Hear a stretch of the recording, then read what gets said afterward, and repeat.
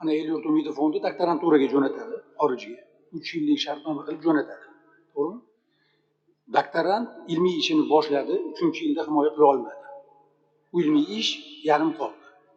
El yurt umidi bu doktorantning ishini to'xtatadi va shartnoma shartlarini bajarmagan odam sifatida qilingan xarajatni qoplashi shartini qo'yib sudga beradi.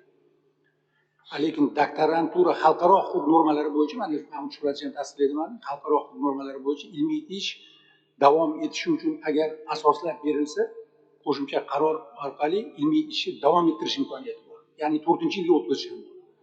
Agar hatto 4-yildan keyin bu ilmiy ishni zarurati va kengligi yana o'zgargan ayrim xususiyatlarni olib bersa, hatto yana davom ettirish imkoniyati bor. Bu tomonlar kelishuvi bilan bo'ladigan narsa.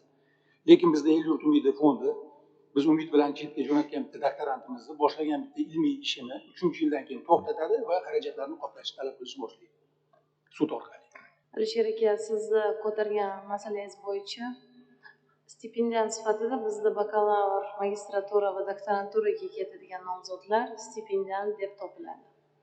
Stipendiat deb topilgan shaxs o'zini oldiga maqsadini belgilaydi va qaysi o'qish dasturi orqali ketsa, shu o'qish dasturini 4 tomonlama shartnoma tuzganda ish beruvchisi, moliyaviy kafillari, hattoki ota-onasining kafilligi sifatida shu majburiyatlarni bo'yniga olib, o'sha tadqiqotni belgilangan muddatda tugatib, himoya qilib qaytishini mas'uliyatini va majburiyatini oladi.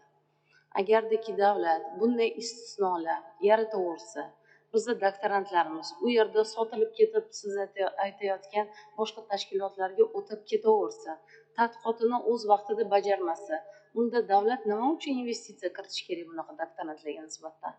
Nima uchun biz qandaydir bir shaxsiy xohish istaklarni bajarishimiz kerak? El yurt umidi jamg'armasi bu shaxsiy loyiha emas. El yurt umidi jamg'armasi hurmatli prezidentimiz yaratib bergan imkoniyatlari, sharoitlari, davlatimiz ehtiyojlari, davlatga tegishli bo'lgan kadrlar, chuqur tadqiqotlarni qaytib keluvchi stipendiatlarga kiritayotgan investitsiyasi, sarmoyasi bo'lib hisoblanadi va ularni qaytimida o'sha davlatga xizmat qilishi, majburiyatlarni bajarib berishi, majburiyat emas, katta imtiyoz sifatida o'sha davlat xizmatida faoliyat yuritishiga imkoniyat yaratiladi. Bunaqa byurokratik yondosh kerak emas. Bakalavr 5 yil tugatib kelmasa marhamat ruj jazoga tortaver, 5 yil ichida o'qimadi demak, bitira olmadi, diplomni oladi. Lekin buni o'zini nomi bilan ilmda, bu ilm zamon shunaqa tezlashib ketdiki, siz 3 yil emas, bu shunaqangi ostonasiga kelib qolasizki, yana 2 yil kerak bo'ladi. O'sha universitet u 2 yil emas, sizga yana 3 yil qo'shimcha beradi. Va hatto sharoit yaratib beradiki, siz shuni oxiriga yeting. Agar siz hozir bunaqa byurokratik yondoshib, yo'q 3 yilda bajarmasangiz, masalan, qilgan xarajatni qoplab olaman desangiz, ilmni hammasi O'zbekistondan ketadi. Va u umid bo'lmaydi, u zararga aylanadi. El yurt umidi muhtaram prezidentimiz tomonidan tashabbus qilingan maqsadga erishmaydi. O'zbekistonni mana prezidentimiz chet elga borganlarida qancha katta zo'r ishlayotgan xodimlarni O'zbekistonga qaytarishga harakat qildi. Birinchi bo'lgan. Ana o'shalar kim edi? Ana o'shalar umid fondining byurokratik yondoshuvining natijalari edi.